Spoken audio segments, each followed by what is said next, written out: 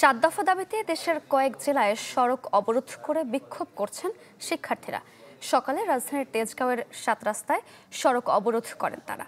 উপসহকারী প্রকৌশলী থেকে সহকারী প্রকৌশলী পদে পদোন্নতির হার বাড়ানো, সরকারি ও স্বায়ত্তশাসিত প্রতিষ্ঠানে বিএসসি ও ডিপ্লোমা ইঞ্জিনিয়ারদের আনুপাতিক নিয়োগ সহ বিভিন্ন দাবিতে স্লোগান দিতে দেখা যায় শিক্ষার্থীদের। এদিকে সড়ক অবরোধের কারণে ভয়াবহ যানজট তৈরি হয়েছে এই রুটে।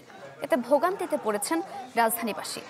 একই ইস্যুতে আন্দোলন চলছে গাজীপুর, দিনাজপুর, ফেনী সহ কয়েক জেলায়।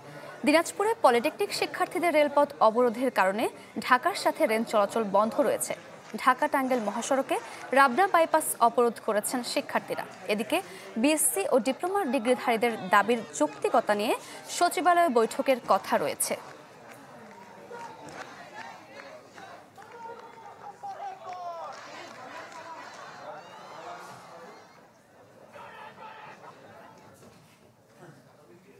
দর্শক, বলছিলাম দেশের বিভিন্ন স্থানে পলিটেকনিক শিক্ষার্থীদের বিক্ষোভ চলছে। আমরা একটু রাজধানীর ৭ রাস্তার খবর জেনে আসবো। যুক্ত হচ্ছেন সহকর্মী ফয়সাল হোসেন। ফয়সাল,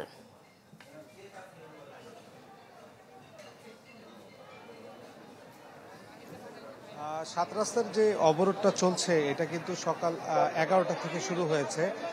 শিক্ষার্থীরা ৭ দফা দাবিতে ৭ রাস্তা মোড়ে জড়ো হয় এবং তখন রাস্তা বন্ধ করে দেয়। এখানে তারা অবস্থান করছেন এবং অবস্থান করে তারা 7 দফা দাবি জানিয়েছেন। একই সাথে তাদের বিরুদ্ধে যে 3 দফা দাবি দেয়া হয়েছে সেই 3 দফা দাবি প্রত্যাখ্যান সহ তারা অভিযোগ করেছেন যে সামাজিক যোগাযোগ মাধ্যমে তাদের হেয় করে নানা ধরনের পোস্ট দেওয়া হচ্ছে।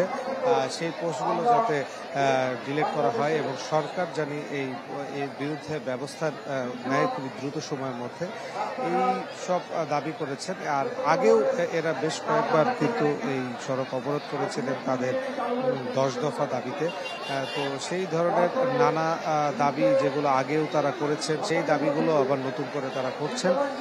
তারা কিন্তু এই দাবি মানা না হওয়া পর্যন্ত রাস্তা ছাড়বে না বলে ঘোষণা দিয়েছেন। তবে এই যে সড়ক অবরোধ, এই সড়ক অবরোধের ফলে কিন্তু আজকে যেহেতু সপ্তাহের শেষ কার্যদিবসের আগের দিন, সো রাস্তায় কিন্তু তীব্র যানজটের সৃষ্টি হয়েছে। মানুষের ভোগান্তি চরম পর্যায়ে গিয়ে পৌঁছেছে। সেই ব্যাপারেও আমরা শিক্ষার্থীদের সাথে কথা বলেছি। তারা যেটা জানিয়েছেন যে দাবি যতক্ষণ পর্যন্ত বাস্তবায়ন না হবে ততক্ষণ পর্যন্ত তারা কিন্তু সড়কটি ছাড়বেন না। এবং আমরা দেখছি যে বিশ্ববিদ্যালয়ের পলিটেকনিক ইনস্টিটিউটের বিভিন্ন শিক্ষকও এখানে এসেছে, তাদের সাথে একত্রিত ঘোষণা করেছেন। এখন পুলিশের সাথে তাদের কথা চলছে, অনেকের সাথে। দেখা যাক তারা আসলে কতক্ষণ তাদের দাবির অনুরোধ থাকে এবং কতক্ষণ রাস্তা অবরোধ করে। এটা এখন আসলে আমরা এখানে অপেক্ষা করছি। ফয়সাল, ধন্যবাদ আপনাকে। ৭ রাস্তার খবর জানছিলাম। এবার একটু চলে যাব দিনাজপুরে। দিনাজপুর থেকে যুক্ত আছেন সহকর্মী বিপুল সরকার সানি। ৭ দফা দাবিতে এই যে ঢাকার সাথে রেল চলাচল বন্ধ রয়েছে অবরোধের কারণে, দুর্ভোগ তো নিশ্চয়ই হচ্ছে। ভুক্তভোগীরা কি বলছেন, শিক্ষার্থীরাই বা কি বলছেন? সারিকে আপনি ঠিকই বলছেন যে সকাল থেকে আসলে দিনাজপুরের সাথে রেল চলাচল বন্ধ রয়েছে। ঢাকা সহ সারা দেশে যে অন্যান্য জেলাগুলোর এখান থেকে দিনাজপুর থেকে রেলওয়ে যে চলাচল সেটি বন্ধ রয়েছে এবং শিক্ষার্থীদের যে আন্দোলন সেটি কিন্তু এখন পর্যন্ত অব্যাহত রেখেছেন। এবং আমরা শিক্ষার্থীর সাথে কথা বলেছি, শিক্ষার্থীরা যেটি জানিয়েছেন তাদের যে 7 দফা দাবি, এই 7 দফা দাবি মেনে না নেওয়া পর্যন্ত তাদের এই যে আজকে যে আন্দোলন কর্মসূচি সেই কর্মসূচি চলবে। এবং তারা একই সাথে বলছেন যে ডিপ্লোমা প্রকৌশলী প্রকাশ্যে গুলি করে হত্যা হুমকি সহ নানান ধরনের হুমকি তাদেরকে দেওয়া হয়েছে। এই যে যারা হুমকি দিচ্ছে তাদের বিরুদ্ধে ব্যবস্থা গ্রহণ করতে হবে।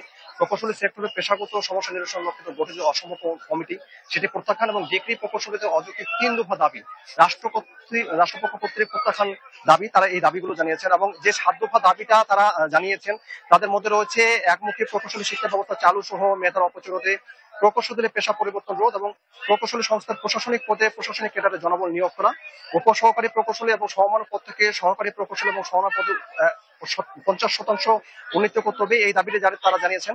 আন্তর্জাতিক ইঞ্জিনিয়ারিং কনসেপ্ট অনুযায়ী সকল প্রকৌশলী সংস্থার জনবল কাঠামোতে বিএসসি ইঞ্জিনিয়ার, ডিপ্লোমা ইঞ্জিনিয়ার ও দক্ষ জনবলের হার 1:5:25 এটি নির্ধারণ করতে হবে, এই দাবিটি তারা জানিয়েছেন। এবং পলিটেকনিক ও মনোটেকনিক ইনস্টিটিউট এবং টিএসসি তে শিক্ষার্থীদের অনুপাত 1:12 সেটি সেই হিসেবে নিয়োগ করতে হবে এবং ডিপ্লোমা ইন ইঞ্জিনিয়ারিং কারিকুলাম ইংরেজি মাধ্যমে রূপান্তরণ সহ আধুনিকায়ন করতে হবে।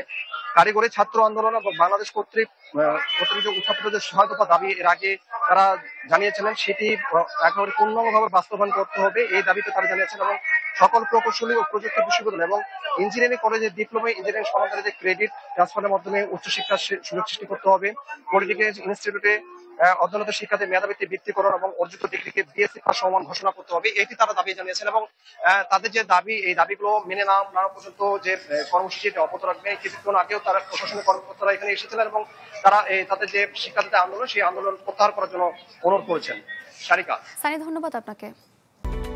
Japan Bangladesh joint venture company JBS holdings limited